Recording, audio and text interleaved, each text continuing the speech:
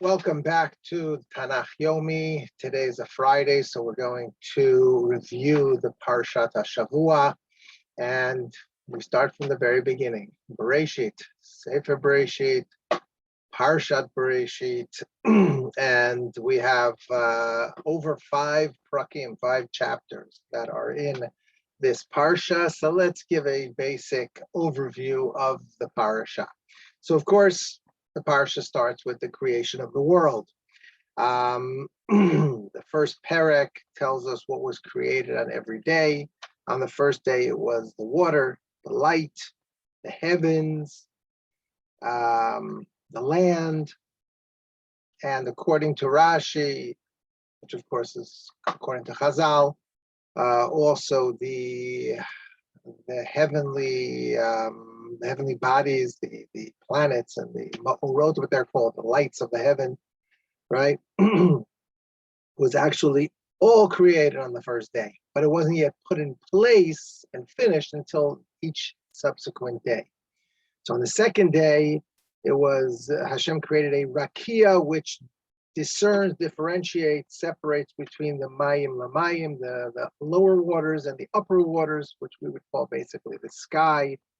And also, according to Rashi, the angels were created on the second day. On the third day, you have dry land and oceans, which basically, again, means in potential it was all created on the first day, but it was separated out. There's dry land, and there's oceans.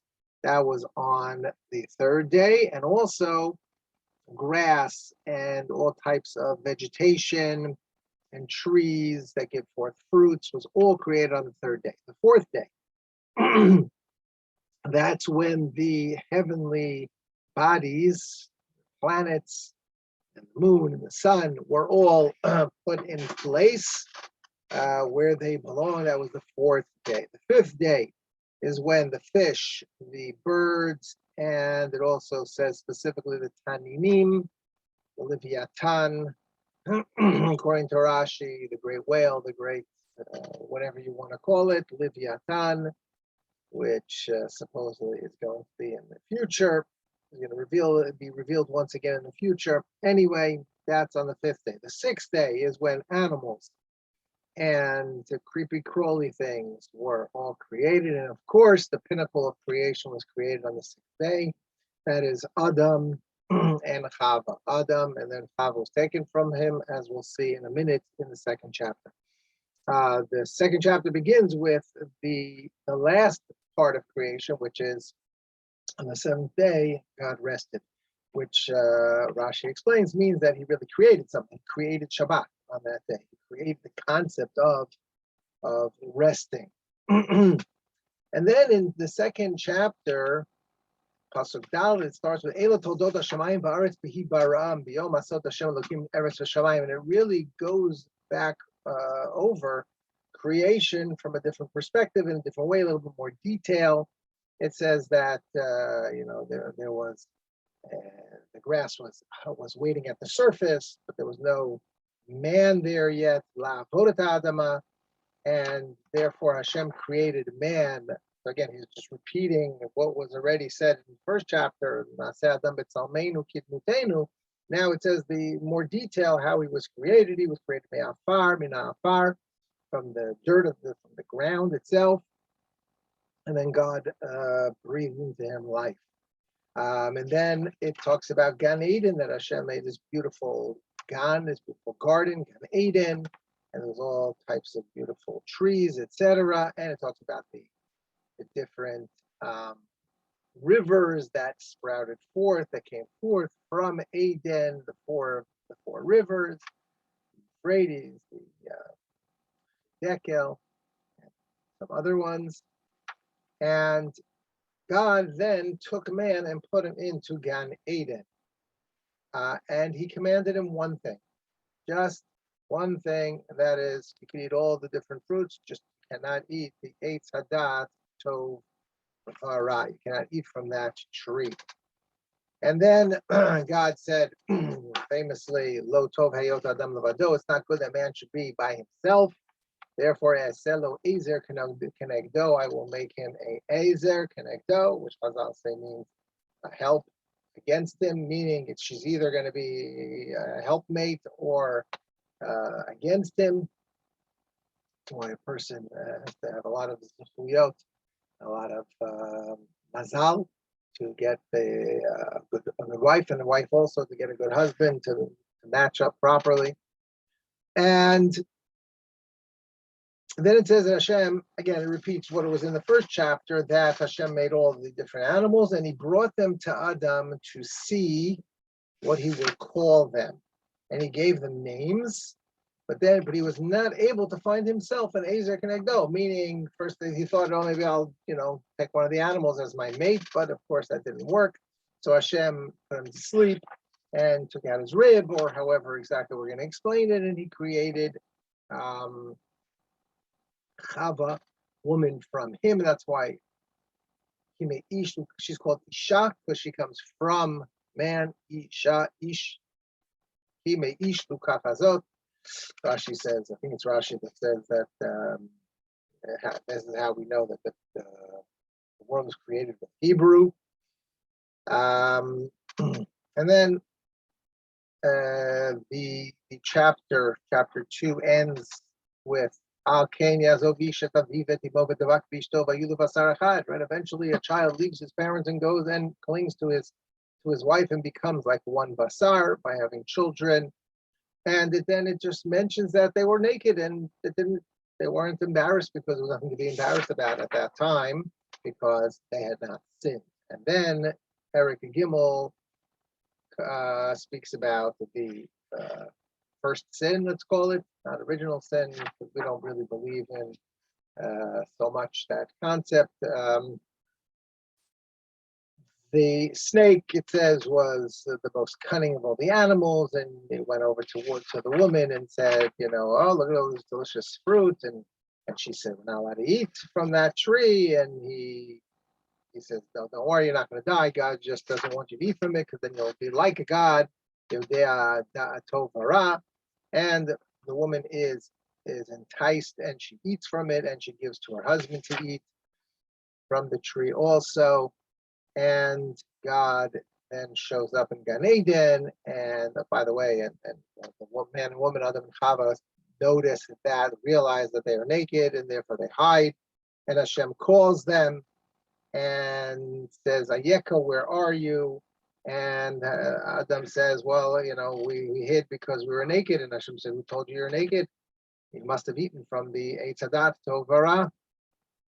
And the man immediately blames his wife, which Chazal say, Rashi brings it, that was a very ungrateful thing. Hashem gave him this great gift, a woman, and he just basically says, oh, it's all her fault, right? That's not a good thing. To pass the blame on someone else is not the total way. You have to take responsibility for your own actions. And the woman, of course, said, it was the snake who enticed me, and then Hashem punishes them all. The snake is going to go on its stomach. Of course, it used to have legs, and now it's crawled on its stomach. And there's always going to be friction between man and snake. And the woman's punishment was that she's going to give birth in pain. She's going to have pain when she gives birth, and she's also going to have the pain of Tsar Gidul Banim, right? The difficulties of raising children, and that she's always going to be subservient to a certain degree to her husband. And man's punishment was that the land is going to be cursed, and he's going to have to work very hard for his bread. And even then, it's not going to really give forth its fruit so well. And then it says that Adam calls his wife Chava, and God gives them something to put on their nakedness so that they can now be clothed. Now, before I go on, I want to mention one very important thing that the Ramchal, Moshe Chaim Lutzato, says in his Sefer, Derech Hashem. It's a very, very important sefer. He really explains that from the beginning of creation, Hashem's intention was, first of all, to do good. Hashem didn't have to create the world. The only reason Hashem created the world was to share his goodness with others. And he really wanted all of mankind to deserve this goodness and to be the chosen people, so to say. All of mankind was supposed to be the Jewish people, so to say.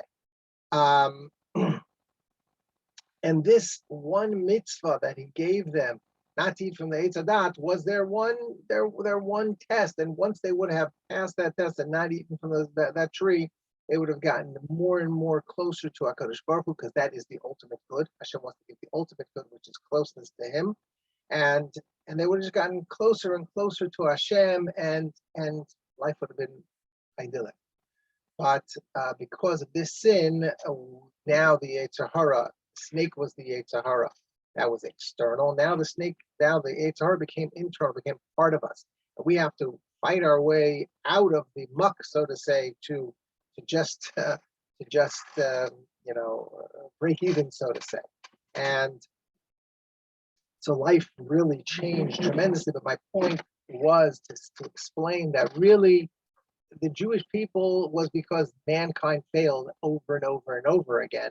And therefore Hashem chose us, Avraham Avinu and Yitzchak and Yaakov, to become the epitome of creation, or to fulfill the purpose of creation, which is that closeness to Hashem, that Hashem wants to give his good to others and be close to Hashem. Anyway, very important concept. You should look it up, you should read the entire Sefer Derech Hashem.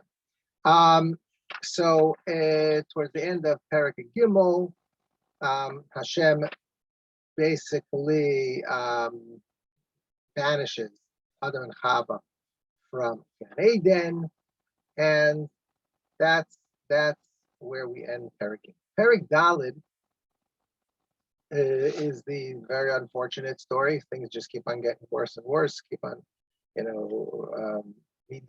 How do you say? Just getting. Things are not getting better. Okay, midardar. I can't think of the English word for that. Just getting worse and worse. Man and Adam and Chava have a child, named Cain, and then they have another child, Abel, and Abel was a shepherd and Cain was someone who worked around. He was a farmer. And eventually Cain decided to bring a gift to God. But it says that he gave Mipri Adama min Chal Hashem, not his best. He gave whatever came to his hand. And Hevel gave his best zone, his best sheep, and Hashem turned towards his korban, his gift, and not to Cain's. Cain was upset, so much so, and even though Hashem spoke to him and said, "Why are you upset? It's all up to you." Very, very crucial pasuk Zion. Say, if you do good, you will lift yourself up. You will be great. Sin is waiting at the door, but it's up to you. You can conquer it. That's what the Yetzer Hara is all about.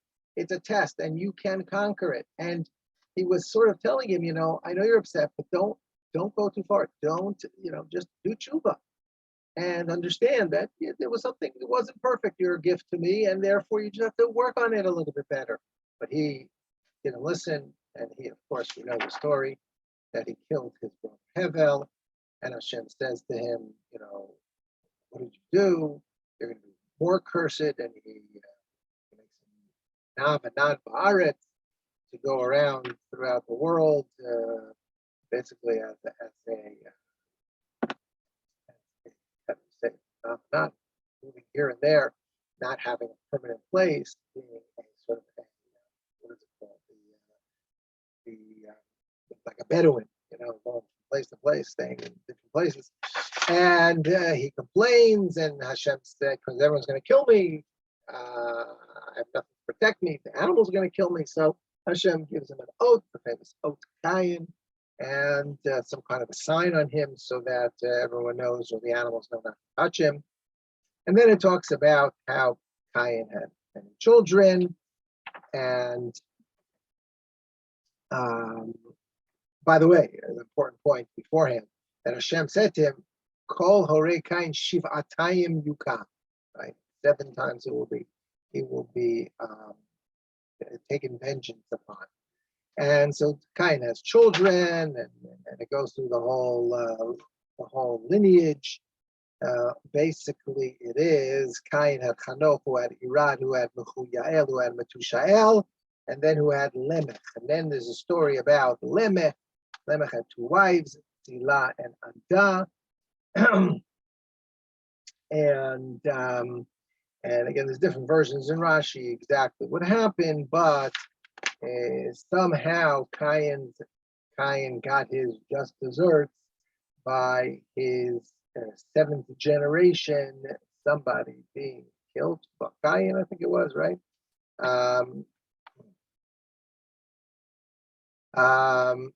Some say it was that he killed his great grandfather Cain, was finally killed by the 7th generation, by Lemech. And either way, the Perek ends by saying that Adam had another child, and this child was called Seth, right? Seth. And then it goes and talks about the various different toldot, meaning the generations from Seth and Cain. So Seth had Enosh, who had Canaan, who had Mahalalel, who had Yered, Hanoch, Metushelach, Lemach, Noach. Finally gets to Noach at the end of Perek Hey, right? And gives all the ages of all the different people. They were living 900 years, 800 years, tremendous amount of time. And right, that takes us all the way till, again, the birth of Noach and his 3 sons, Shem, Ham, and Yafet. And then at the very beginning of Perek Vav, the Parsha Bereishit has the first, how many? Zion, Bet, right? No, sorry. Yeah, 8, the first 8 psukim. It talks about how man is just going downhill and downhill. The Bnei Elokim, which is exactly whatever that means, some angels, angelic types of figures we're stealing women and taking them and doing whatever they want. And Hashem, Bekitzer, in short, Hashem was not happy with the world, the way things were turning out. And he gave them 120 years to shape up. And the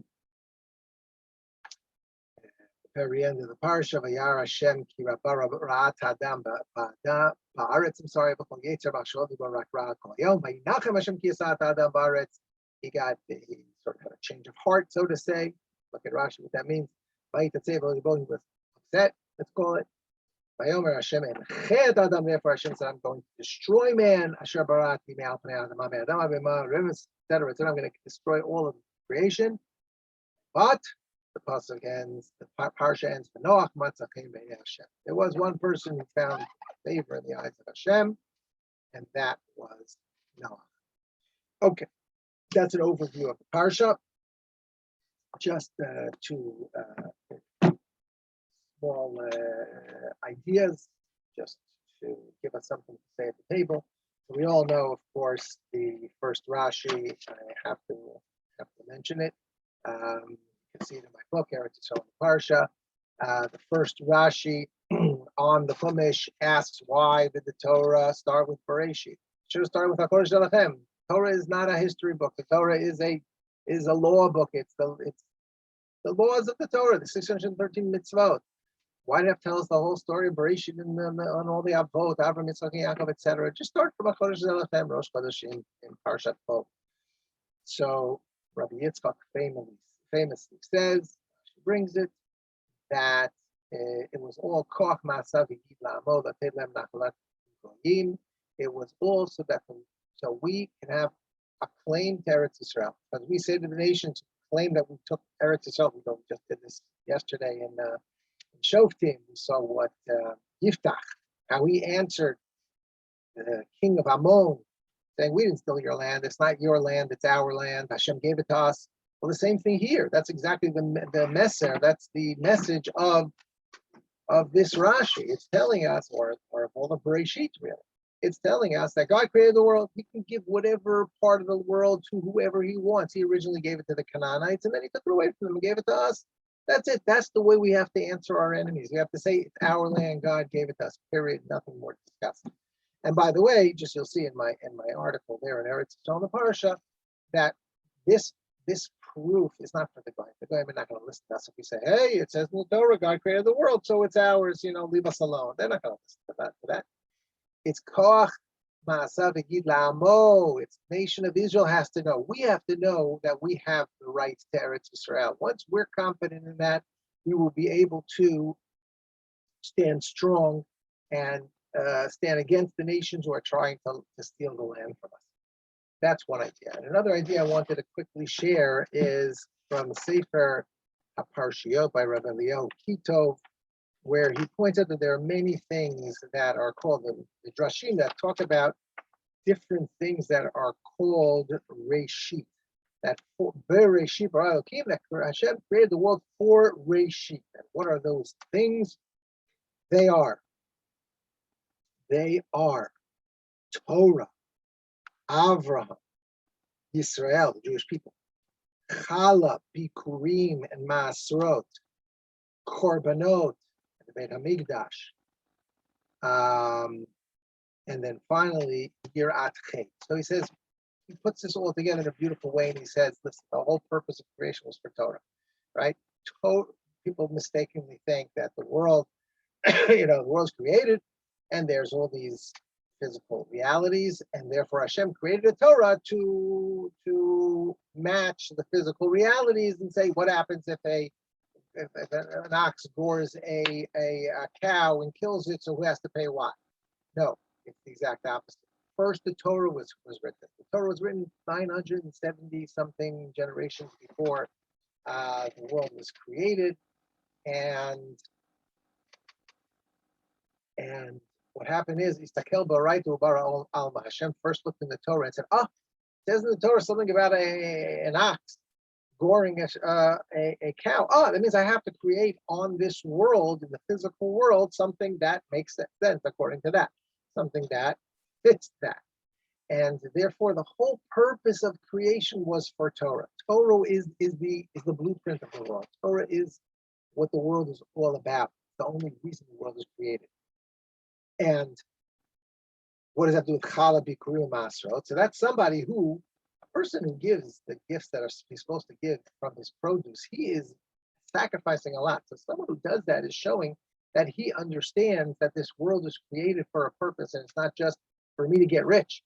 Because that would be the point. Why should I give it away to other people? Why should I listen to God who's telling me to take some of my stuff and give it to other people? Obviously, he's showing that he really believes that Torah is the purpose of the world. But what happens when someone sins? So according to strict justice, which really should be, anybody who rebels against the king should be shot on the spot, should be killed immediately. Midas hadin, right? The attribute of justice, of divine justice, there should be no recourse. Simply, you can't sin against God. If you do, you no longer exist. But then the whole world wouldn't exist, because no one. It's impossible that no one's going to sin, that a person will never sin. So therefore, that's why the next